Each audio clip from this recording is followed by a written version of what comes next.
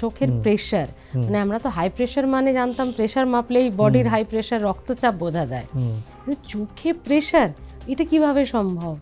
চোখে ধরুন চোখের স্বাভাবিক একটা প্রেশার আছে, না হলে তো চোখের সব যে বিভিন্ন, সেটারও কি যন্ত্র হয় নাকি মাপার? হ্যাঁ সেটা মাপারও ও, যন্ত্র সেটারও আছে। যন্ত্র হ্যাঁ, আছে।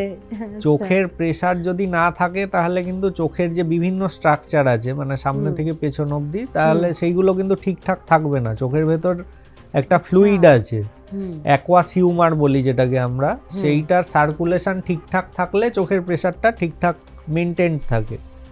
এবার সেই চোখের প্রেশারের স্বাভাবিক একটা রেঞ্জ আছে, আমরা মোটামুটি 12 থেকে 22 এটা হচ্ছে নর্মাল রেঞ্জ ধরি চোখের প্রেশারের। আচ্ছা, 12 থেকে 22 থাকলে ঠিক আছে। হ্যাঁ, এবার সেই চোখের প্রেশার অনেক সময় হয় যে কোনো অ্যাকিউট কন্ডিশনে বেড়ে গেল, মানে কিছু কিছু এর সঙ্গে অনেক কিছু রিলেশন আছে।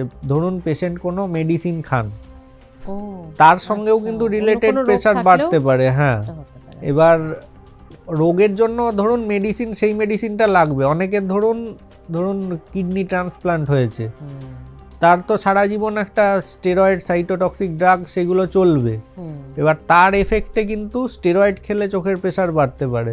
আবার ধরুন সাধারণ যে রোগ ঘরে ঘরে আছে, হাঁপানি, অ্যাজমার সমস্যা, অনেকে বাচ্চারও থাকে বড়দেরও থাকে, ক্রনিক সিওপিডি থাকে, অ্যাজমা থাকে, সেই ক্ষেত্রে ইনহেলার নিতে হয়, স্টেরয়েড ইনহেলার অনেক সময় ব্যবহার করতে হয়, তো সেইটার জন্যও চোখের প্রেশার বাড়তে পারে।